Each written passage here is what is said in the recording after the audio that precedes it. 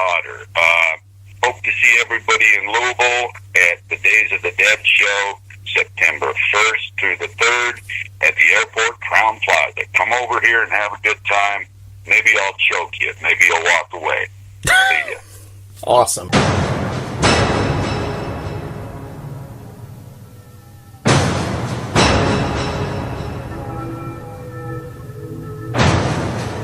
You're listening to Dr. Vincent West on the Phantasm Podcast.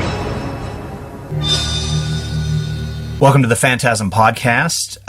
This is your host, Dr. Vincent West, and I'm here today with actor, stuntman, author, horror icon, Kane Hodder. How you doing? I'm good, thanks. Awesome. Oh, Doctor, what is that? My fun name for the... yeah. So we'll just kind of start right off the bat here. How did you? This is stuff I'm dying to talk to you about. How did you get started with being a stuntman? Very slowly. Once I decided that's what I wanted to do, it's easier said than done. It's the kind of business that's very, very difficult to get into because, it's a safety issue. Nobody wants to hire you to do something dangerous if they don't know who you are. And how do you get known doing stunts if nobody will hire you? So it's a real tough situation, and I didn't really have too many ideas about how to get started. I just went to LA and just started, banging on doors, really. And it took a long time. And first of all, you have to get into the Screen Actors Guild because every stunt person, every actor in the business is a member of that union. And that's a very difficult thing to do. Once I did that, then I was technically eligible to do stunts, but then once again, like I said, nobody would hire me because I didn't have any reputation. I didn't have any family members previously in the business or anything, so it took a long time to get going, but every time I got a chance to do something, it renewed my energy to continue, because even though the first few jobs were very far between each other, I loved it so much that I couldn't wait for the next one, so I didn't really care how long it took. Right. And I was young enough, and, so eventually I started working more and more, and it was a very gradual process, and then I finally was able to make a living. Talk with you saying here, Lone Wolf McQuade, was that the first film that you did? It was the first film that I did anything of consequence in. It was the first time I went on location. I was in El Paso, Texas for 2 months. Okay. And working on the whole, from beginning to end. And so it was the first time I really did anything decent. And did quite a few fun things on that one. How was Chuck Norris? He's the best, man. He still is, because I worked with him, like I said, for that whole time, and then I did several episodes of Walker, Texas Ranger. Awesome. After that. And he's just one of the good guys of Hollywood. There's plenty of assholes in this business, and I've run into some of those too, but he's one of the good guys, and his sons are, in particular, one of them, Eric, is a very successful stuntman, stunt coordinator himself. Awesome. And he has done very well, and he has the same type of attitude, just a good guy. That's awesome. I noticed you had done stunt work in some Seagal films. What was that like, working with him? Not quite the same. Not quite the same as Chuck. I did 4 films. Right. With Seagal. And a lot of fun stuff in there, and did some fight scenes and some other stuff,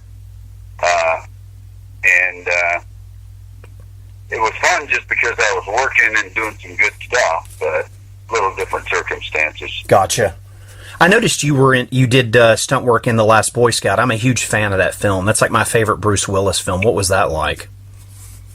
That was fun. I mean, I did a lot of driving stuff in that one. That's amazing. I love that movie. Oddly enough, was the first time that I ever worked with Danielle Harris. Really? Oh, right. Yeah. His daughter or whatever, I believe, right? Yeah, it's exactly right. Yep, that's awesome. Go back to the horror stuff. So, Hills Have Eyes Part 2, was that your first horror film that you did stunt work in? I believe it was. What was Wes like? Yeah, he was fantastic, and I've talked about this a little bit in my documentary, which just premiered in London. To Hell and Back, yeah, the Kane Hodder story. Yeah, right. It just premiered in London, so I was there with the director, and in the documentary, I talk about working on Hills Have Eyes 2, and this is the original Hills Have Eyes 2. Right, yeah. Because obviously, they remade 1 and 2 again. Right. But I doubled a character called the Reaper. I doubled him, and it was just a pleasure working with Wes, and that's why, years later, or I'm not sure exactly how long after, I'm going to look up something here real quick. Sure. Let's see. I just want to see when that movie came out. Oh, 85. Is that what it was? Yeah. Okay, so, okay. Guess that makes sense. And then, well, the whole point being, shortly after I did that movie, I had a little meeting with Wes, and he said he was developing a new horror movie, and he was knowing that I had been burned, talking about it on the set. He knew I had burn scars. Right. And he said he's developing a new character, and he's thinking about using an actor that has real burn scars, just for the authenticity of the character. Right. And he said, yeah, the guy's name is going to be Fred Krueger. And I thought, oh, that sounds interesting. And, of course, as we know, the following year, because the Nightmare came out 84, so we must have shot Hills Have Eyes before that. Yeah, I think... because the Blu-ray, I think it said it was shot in like 82 or 83. Yeah. I think it was like 83 we shot it, and then, shortly after that, he told me about this Fred Krueger thing, and as we all know, it went to a far more established actor in Robert Englund, and they went with makeup instead of real burn scars, but it was kind of a cool thing to have been, even if it was briefly... No, it's awesome. Considered to maybe play that character. That's really cool. And then House in 86, I love that movie. That's a really cool film. Yeah, I do too. And that was the first movie that I stunt coordinated. Really? So that was a big one for me, yeah. I was the stunt coordinator on it, did everything practically on it myself, but yeah, because I ended up doing all the House movies. I don't know if you knew that. Oh yeah. I've actually got the Arrow box set, and then I've got the I guess it's House 3 in Europe, but it's the horror shows. What I've got, the Scream Factory one. Yeah, I love those movies. Yeah, because I did some interview stuff for that. Set, didn't I? You did, yeah. Yeah, that's right. That was a really fun movie, House. I just thought it was a very cool idea. Oh, it's It is. It's great. I always harken back to that and getting Steve Miner and everything. That was cool. It's awesome. Get to work with him. That started my relationship with Sean Cunningham because I coordinated the stunts in every movie he did for a long, long time. Oh, that's amazing. He's done some great stuff. Waxworks. I'm a big fan of that film, Waxwork. Yeah. That's cool. And then Deep Star 6, I'm also a big fan of. I worked a couple days on that one, but, Tony Hickok, that was cool. And that Zach Galligan was in that, if you remember. Yeah. And I ended up killing him in in Hatchet 3. Yeah. So all these people that I worked with in the past, I end up killing in one of the Hatchet movies. That Victor Crowley has now killed a Michael Myers, a Jason, Freddy, Candyman, Leatherface, all, Victor has killed all those characters in, one of the people that played them. So I think that's kind of cool. Oh, it is. It's way cool. We just made that full list with this last movie with Victor Crowley, so... I can't wait. We're going to dive right into that here in just a sec. I just want to ask you about a couple more of the older pictures if it's cool. Sure. Leatherface, Texas Chainsaw Massacre 3. Mm-hmm. You want to talk about... I was a stunt coordinator, and I stunt doubled R.A. Mihailov for some scenes as Leatherface. What was that like? That was great. I had some pretty big stunts to do in the movie. I had to flip a car and some other pretty good stuff. Get hit by a car as Leatherface. When the car backs into Leatherface and I go up on the trunk and then fall off, that was me doing that scene and stuff. And I kind of got I believe one of my undiagnosed concussions on that shot. Oh, wow. If you ever watch the movie again, it's very dark and kind of hard to see what's going on, but they get in the car, Bill Butler and Kate Hodge get in the car, and Leatherface is on the road, and they throw it in reverse and back into him. Right. He goes up on the trunk, and then they slam the brakes on, and he goes flying off.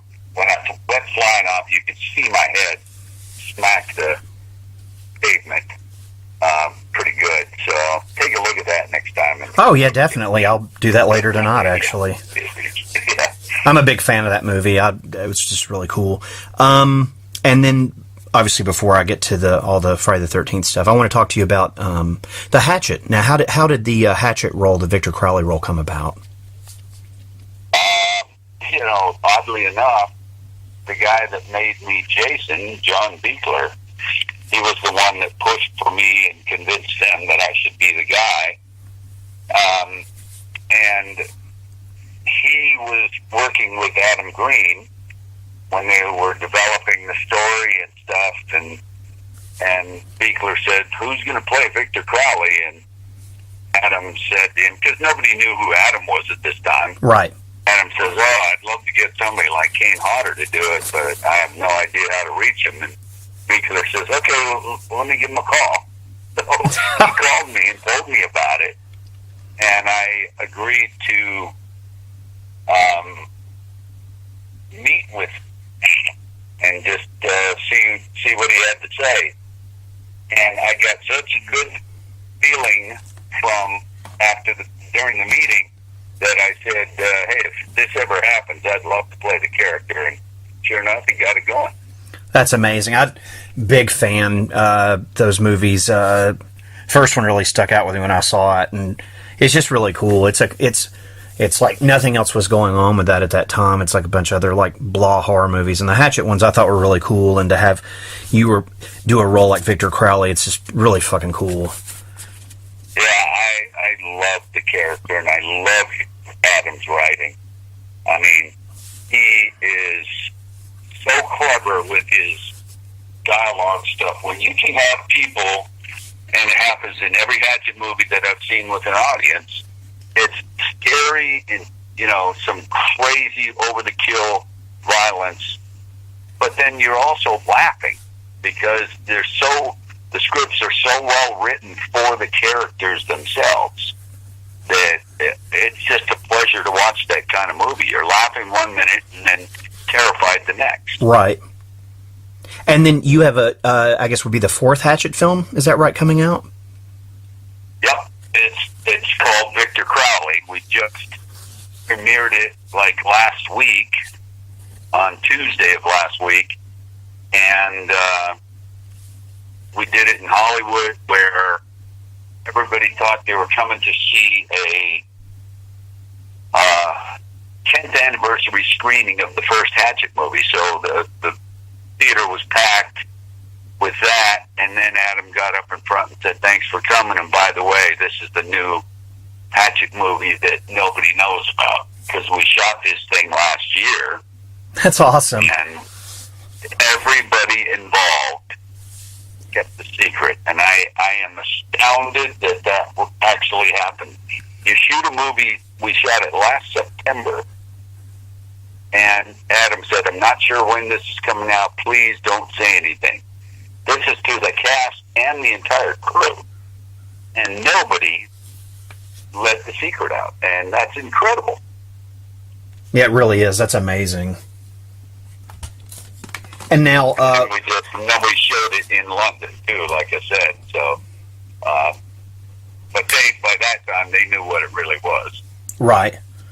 And is that going to be playing in theaters and coming to Blu-ray and all that good stuff? Eventually, but the problem is that once it's in digital form, then it gets stolen and pirated, and then there's no way to recoup your money. Right. Because there's the people out there that think they're Robin Hood and doing favors to people by putting stuff online so they can see it for free, have no idea that they're actually killing the low-budget film business. Not just horror films, low-budget films in general. If you can't convince a distributor how you can make your money back without a theatrical release, because everybody steals it, then eventually there are going to be no small movies anymore. And I wish people would realize that that's what's happening, instead of being like, I don't care, they don't need to make money, and blah, blah, blah. I'm going to put it online so everybody can see it. And, you're just killing jobs for people and everything else, and it just pisses me off. Oh, it's ridiculous. I'm a big collector. In fact, I'm sitting near my collection. I've got thousands of Blu-rays and CDs. I still buy CDs and stuff. So, Thousands? What's that? Thousands? Yeah, I've got thousands of Blu-rays and CDs. Yeah, I'm a huge dork. Oh, that's pretty amazing. But yeah, I totally agree with you, and it makes me sick, to see stuff stolen like that, and first run movies, low budget movies, music, because it's just ridiculous, and yeah. But so Victor Crowley, that's exciting, and all the Hatchet fans out there, I'm sure, we're all excited to get to see that when we're able to. Yeah, wait till you see the cast in it. It's really pretty cool. I can't wait. It's going to be awesome. I mean, it's on IMDb now. Okay. For so long it wasn't, but got some fun people in it. It's amazing. So now I've got to, obviously been saving for this. I just want to tell you, first of all, since growing up with that, I'm older, and I love your portrayal of Jason Voorhees. Absolutely love it. Oh, thanks. And we'll go back in time here. How did that role come about for you to become Jason Voorhees? Well, it's a story I've told before, but I'll try to condense it a little bit. I did a movie in Wyoming in 1987, I believe. Okay. called Prison. Love that movie. I've got it on Blu-ray right beside me. Right. And, I was a stunt coordinator on it, so I was on it the whole time. It was Rennie Harlan's first American film that he directed, and it was an amazing experience. And at the end, toward the end of shooting, John Beekler, who was doing the makeup effects on the movie, came to me and said, "Look, we built this makeup suit on another person, but he's not going to be playing the character. Do you want to do it?" And I hadn't really done any big prosthetic makeup jobs at all. I had a little bit on The Hills Have Eyes, but it was stunt doubling, so it wasn't really right that big a deal. But he said, "Would you want to do it?" And I said, "Of course I want to do it. Sure, it sounds interesting." And he was really happy with my performance in the makeup, because it's a difficult thing to do, to act when you're covered in foam latex. Sure. And it's all glued on you, and you've been sitting in the makeup chair for 3.5 hours. And he just liked how I used it, how I really performed in the makeup. And the following year, he was hired to direct Friday the 13th, Part 7, and said, I know the guy I want to play Jason. So he brought my name up to them, and of course they had never heard of me. Right. And they're like, "Well, why him?" And he tried to explain why, and he said, I'm really insistent that Kane Hodder play this. And, the first 6 movies had been a different guy playing Jason each time, so they really weren't set on anyone. So they considered it, and Binkler took it upon himself to shoot a screen test of me in a version of the costume and makeup doing some Jason-type things. Okay. And he paid for it. He put it together and then presented it to Paramount, saying, "This is what the guy's going to look like when he plays the character." And they were very happy with what they saw, so I was given the job. And it's all because of Beekler liking what I had done and something else. So you never know.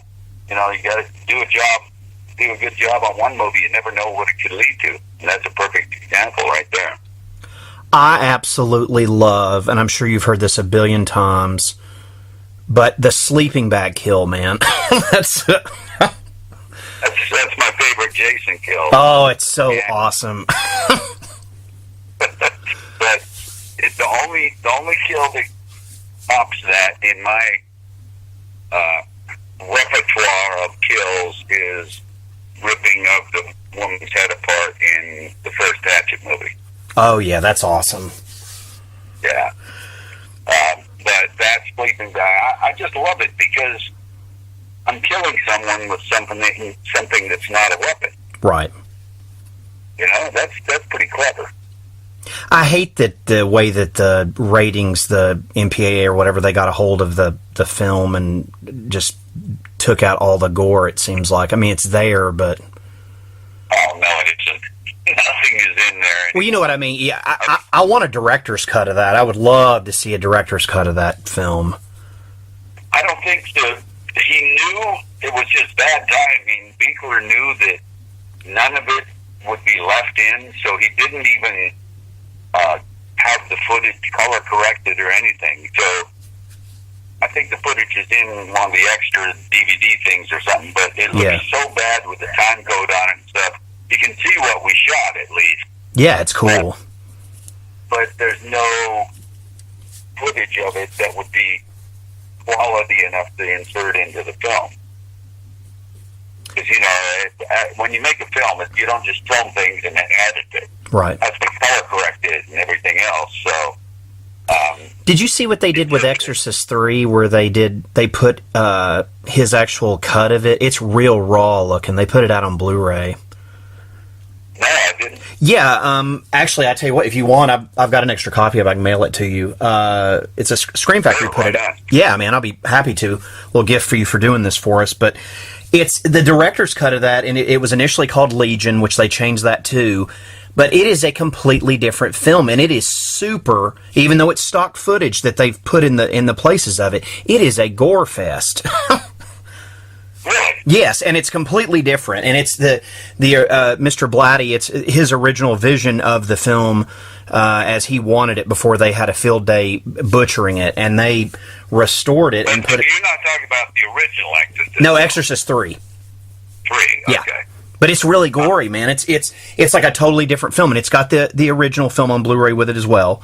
And then, but to watch them completely, it reminds me of looking at the stock footage of Friday the 13th Part 7, because it was like, my God, they really must have took it to them at the ratings thing. Yeah. I have never had another movie so completely cut down as much as Friday the 13th Part 7. I mean, every single kill is almost nothing. Yeah. It just starts and then it goes to something else. And it's so frustrating to put all that work into something. And I can't imagine how it was for Bigler, being told that, no, can't have that, can't have that, can't have that, or else it'll have an X rating. Right. And, the ratings system is pretty arbitrary anyway. I mean, I don't like someone else deciding what I watch. Oh, yeah, definitely. Same here.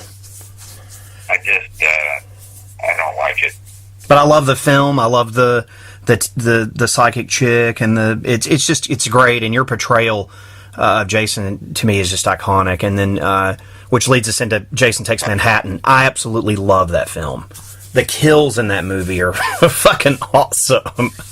Yeah, that was a lot of fun. And one of in 40 years of doing films that I've been doing it now, that one night of shooting in Times Square was probably the most amazing thing I'll ever experience, because, the reaction of people seeing Jason out in public shooting a movie, because normally it's done in the woods where no visitors are ever around. Right. Now all of a sudden I'm in Times Square, and I never took the mask off when I was out there because I thought it would ruin the illusion and stuff. So I just stayed in character the whole night.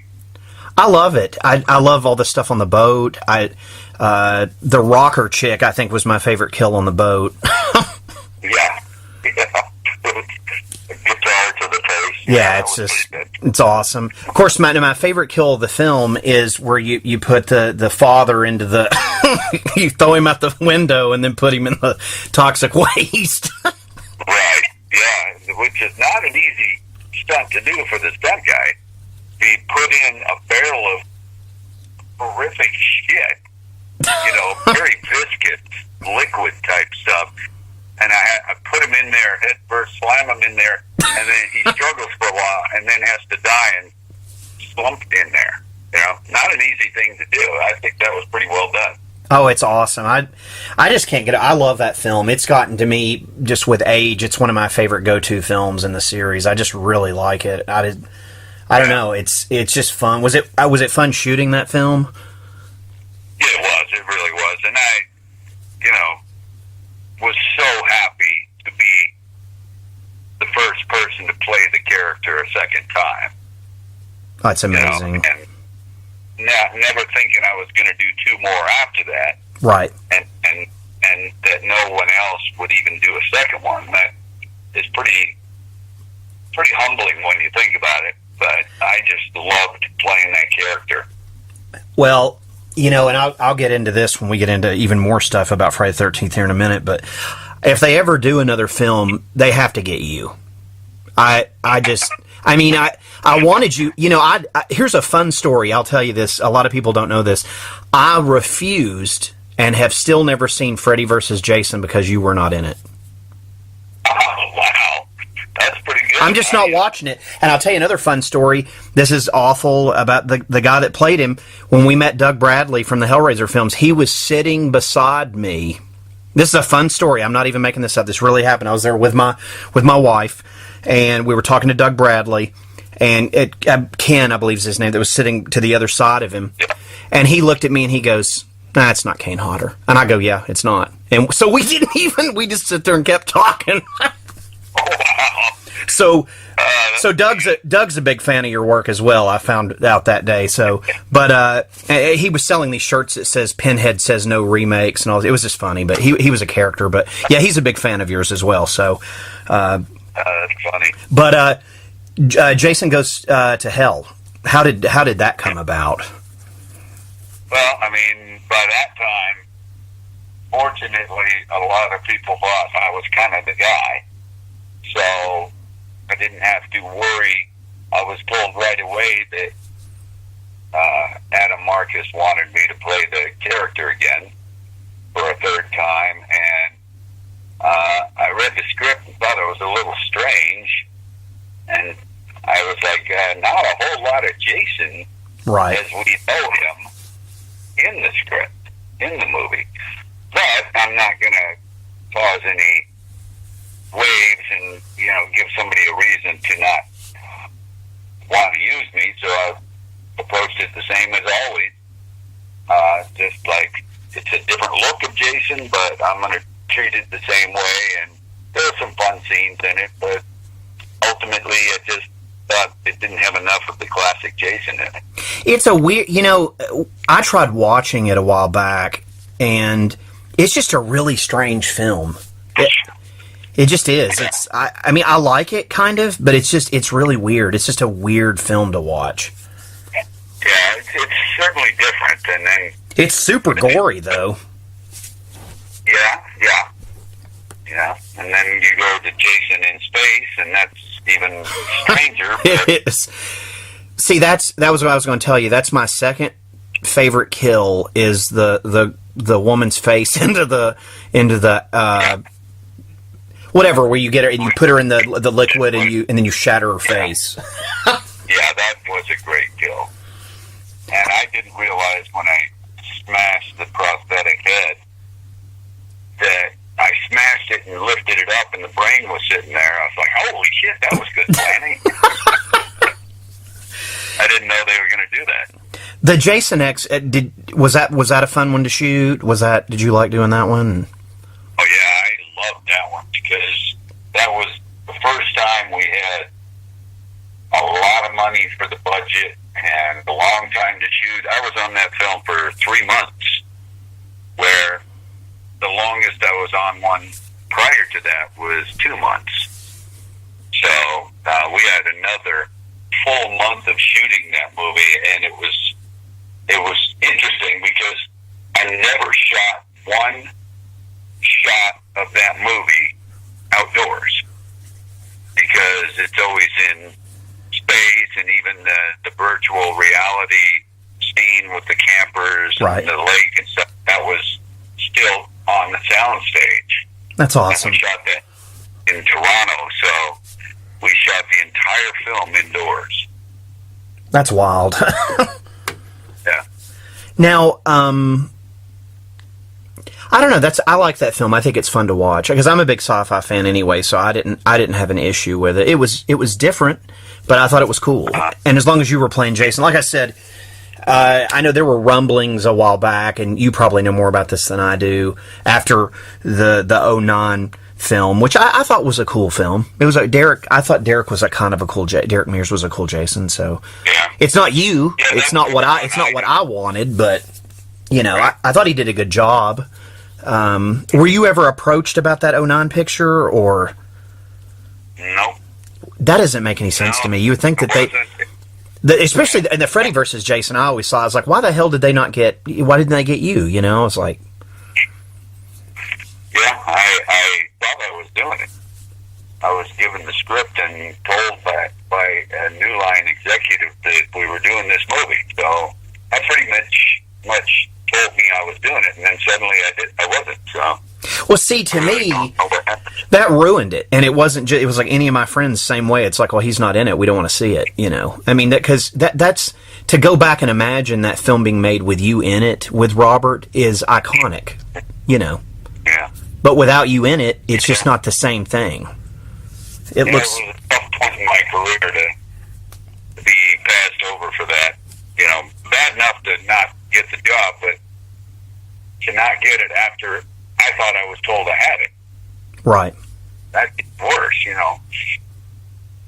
Forget about what we first said. You're not doing it after all, but I was never even told that. That's ridiculous. I was just ignored and never given a reason. Well, when I tried to find out why, nobody had a good reason. I mean, if it means something to you, ever since I was a kid, you're Jason Voorhees to me. You will be till I'm dead, and Well, I appreciate that, and it does mean something because a lot of people tell me that, and so it's nice to feel that I'm not the only one that was disappointed by not doing that movie. I mean, Corey's in his 20s, my co-host, the one you've been communicating with and stuff, and you had met. Same thing with him. If it's not you, we weren't interested in it. My wife's the same way. We're all three big fans, and several of my other friends as well. If it's not you, and then which kind of leads me into the Friday the 13th, the game, which I play religiously. I'm actually a level 25 right now, which I'm pretty proud of. I'm trying to unlock the Part 9, Jason. But let's talk a little bit about that. Your role in Friday the 13th, the game. Yeah, fortunately, the guys that were making the decisions for Gun Media and Bill Phonic were all of the opinion that the first choice of someone to do the motion capture for Jason was me. Definitely. And they really thought that was a clear-cut thing they wanted. So they approached me about it, and I had done some motion capture years ago for a game that was going to be about a summer camp and a killer, and the game never came out. Really? Yeah, so when I was approached again, I said, well, at least I have a little experience. I know how the mocap, stuff works. And they were like, you got to do this. The gamers would want you to do this and everything. So I was all for it. I was back as the character, even if it wasn't in a movie. It's the game, and we started the motion capture January of 2016. Okay. That was the first mocap session. And the most recent one was 3 weeks ago. So we're still doing it, even though the game is out. They're still doing more motion capture for more.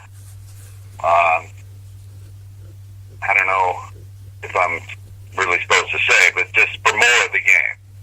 So, well, there was rumors that they were going to put the Jason X in there, and then I know they did an update recently where it has like the mini maps on it, and right. It's awesome. I love the game, and it's a lot of fun to play, and it's. I was so happy when I unlocked the Jason Takes Manhattan, Jason. So that's. And that's why I'm trying right now. I'm trying to unlock Part 9. So as long as I have all my Kane Jasons I can play as, I can do 7, 8, and 9. So. Well, you never know what could happen in the future too. So. Yeah, it's exciting. It is a lot of fun, and when you consider that some of the movements I did were up for other people's Jasons, like Part 3, Brooker. Right. I had to do a little running in the motion capture, which that I always avoided doing because I didn't think Jason should run by the time I was playing the character. Right, I agree. But at the same time, Brooker did run. So if you're playing in a skin that looks like Part 3 Jason, you should be able to run. And sure enough, that's what they thought too. So it's kind of weird. Back is playing Jason, but doing things that I never thought I would do. Right. But then, of course, doing the stuff I always do, which is kill motherfuckers. Yeah, which is awesome. Now, do you And at that last motion capture 3 weeks ago or whatever it was, they had a couple of big YouTube gamers come down and visit, and one guy had logged 600 hours playing the game. God. And the game had been out, a couple months, a little over 2 months. So that's pretty amazing to think you're playing 10 hours a day for 2 months. No, I play it every night when I get off of work or I get out of school. I'm on there playing it, and it's so much fun. And Easter eggs? No, do what now? Have you found some of the fun Easter eggs in the game? Like the videotapes, I've not really. No, I haven't. It's awful to say I haven't. Half the time I'm running. Like if I'm a counselor, especially. I mean, I'm being honest with you. Here's a fun story. I have never won a game with a Jason that's using either 8 or 9. You can forget it. And I tell people, I'm like, we're fucked. If it's 8 or 9, if it's those Kane Jasons, we're fucked. We're dead. And that's the truth. And like I said, I'm a level 25, which I'm pretty proud of. But Corey, my co-host, also, we've never got past a part 8 or part 9. It's funny, but it's the truth. And it's. Do you know? I was going to ask you. Do you know why they didn't put the part 4 Jason in? No, I don't. I don't either. I just thought it was kind of weird. I figured he would be in there, but I mean, I know he looks like the part 3 one, I guess, but yeah, but you never know. Like I said, you don't know what's planned, and right. There's some fun Easter eggs, like there's a photograph of me as myself somewhere on the wall. I gotta find that. I'm gonna look for it tonight. In one of the buildings. There's all kinds of. When I've seen, obviously, I got killed last night on Hodder's Pass. Right, Hodder's Pass. I got killed there, and then I was told you're the voice of the when you call the police.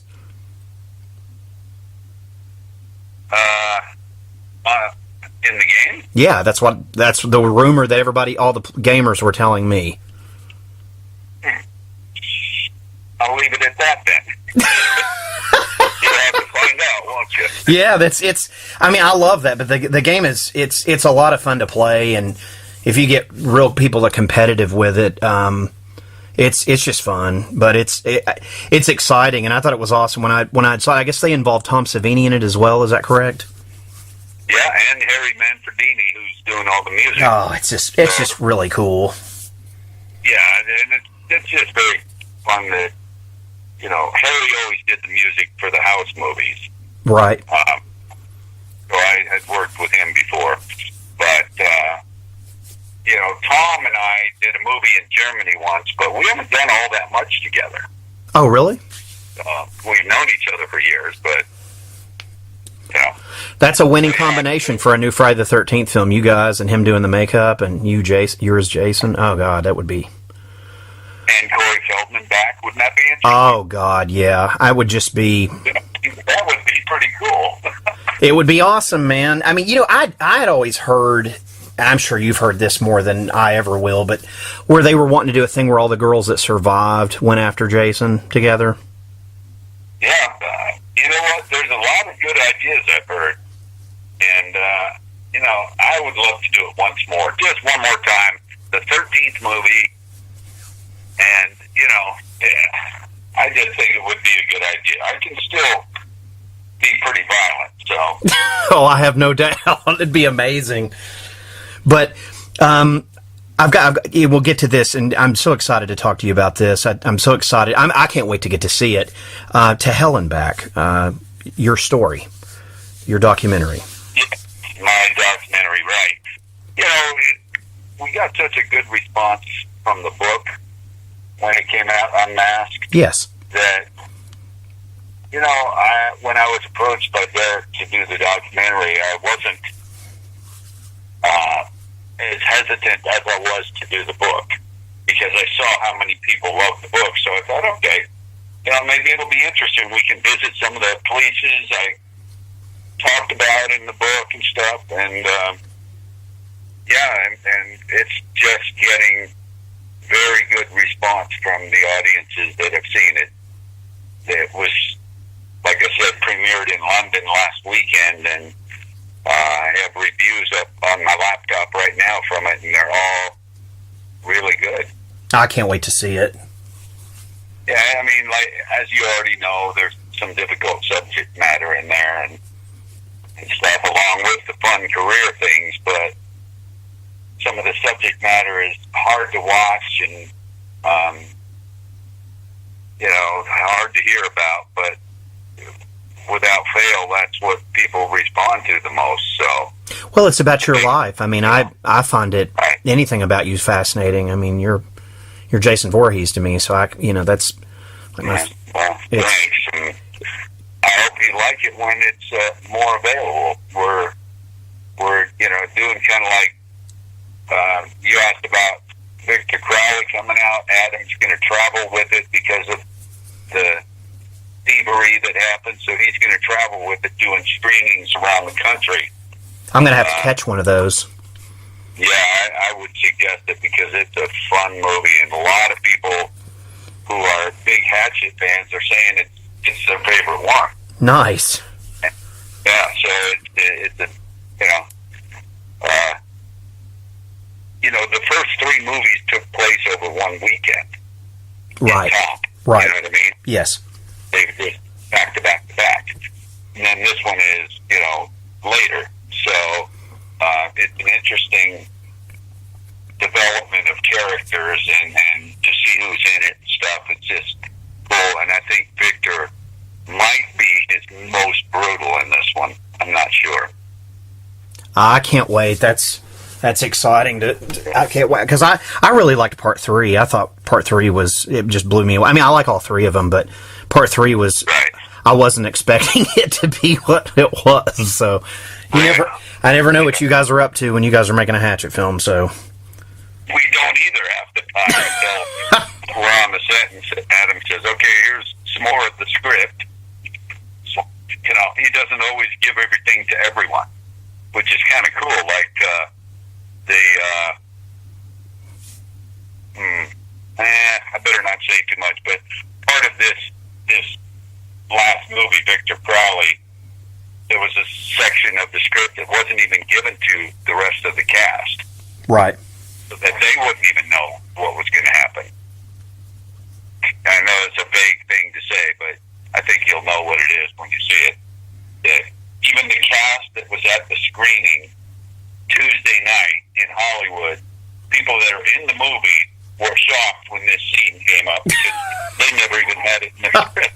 I did, but they didn't. That's hilarious. Well, that's a cool thing. It's so much fun to work with Adam when he does stuff like that, Well, that's cool. Hey, do you guys plan to do another Hatchet film after this one if it does well? And I certainly hope so. That's awesome. I would love to, yeah. Well, my dream is, I love that character, but like I said, I'm dying for the day when I see that you're Jason Voorhees again. So. Yeah, I would absolutely love it. You would think Paramount would be as popular as that game is. There's a life for that character. I can't believe that they're not getting somebody doing that. Yeah. And then I heard a while back they were remaking the very first film with his mom and all that stuff, and that never came to fruition, so. Yeah. Yeah, you never know what the powers that be are thinking, but I would love to do it one more time. We would love to see you do it. I would fucking shit. I would absolutely feel like a fucking teenager. I'd freak out, but. I think it would be a good angle for press, too. I mean, because a lot of people would think it's very cool that I was back under the mask, and it would be a good way to, it would be a good angle for the press. I don't know.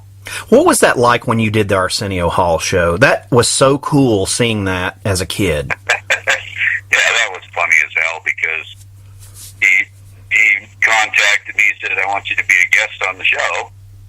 I said, "Great, I'd love to." And he said, "I want you to be in character." I said, wait, I'm going to be a guest, but I'm in character. Now, I said, "Arsenio,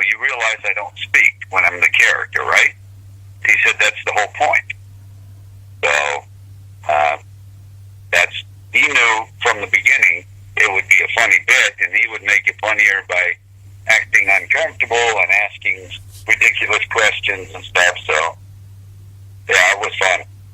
Loved it. Absolutely. I mean, what a way to promote that film, too. I know. It was so cool. Just real quick, we'll talk about a couple other things. You're a big... because I got to go shortly. Oh, sure. You're a big poker man. Yes, I am. I did not know that. I thought that was really interesting when I read that.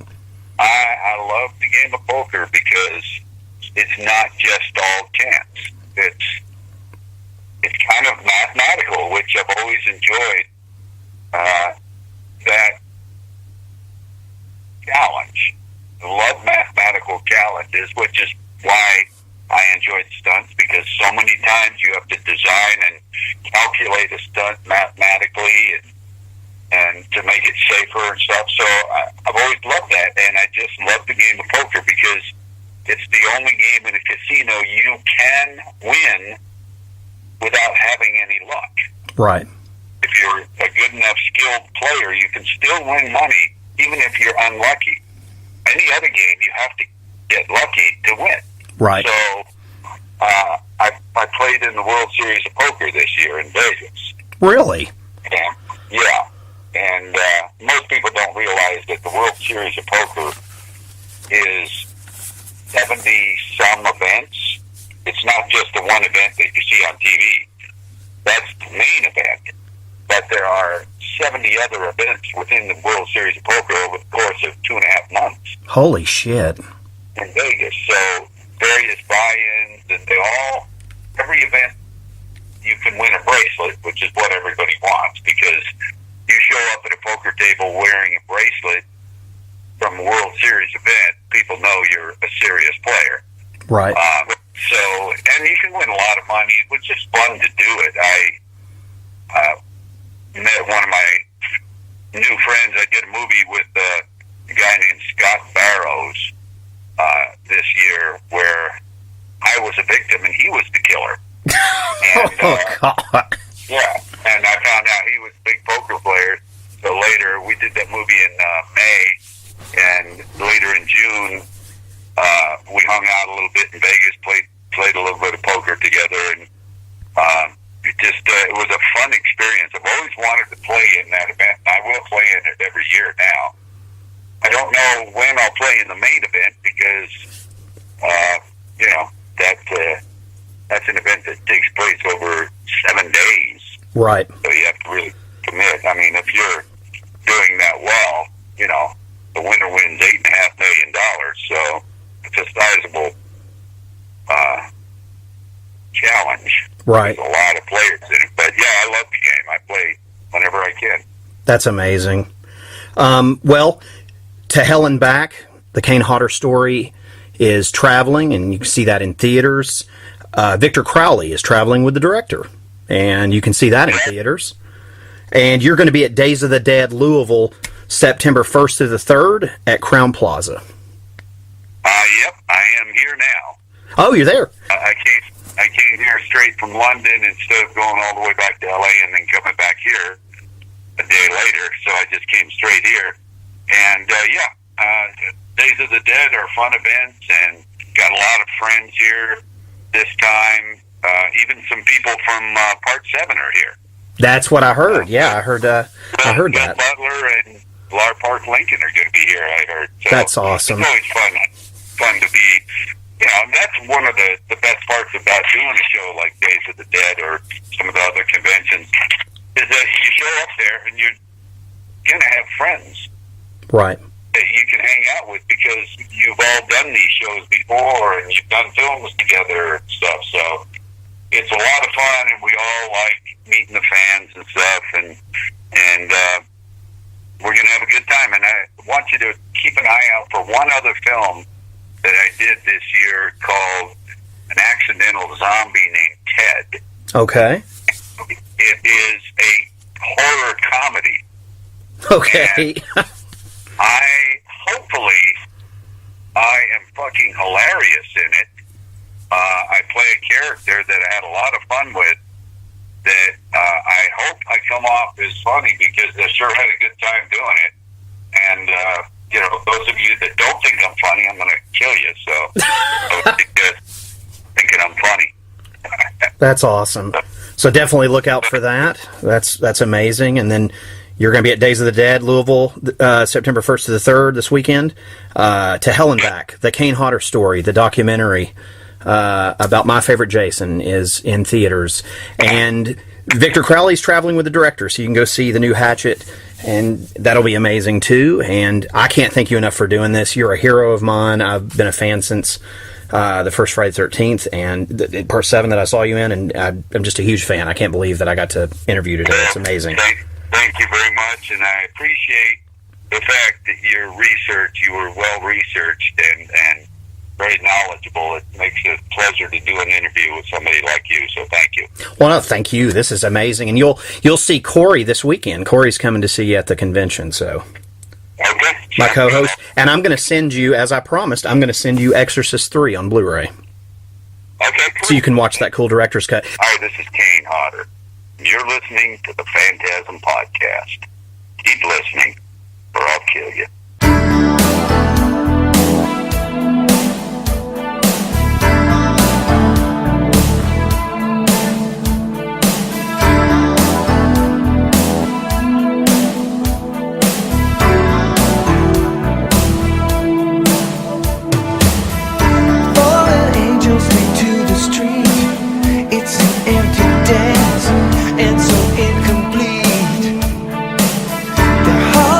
Whisper the cry farther down the line. There's a reason why. You tried before, but you can't buy it. No matter what you do,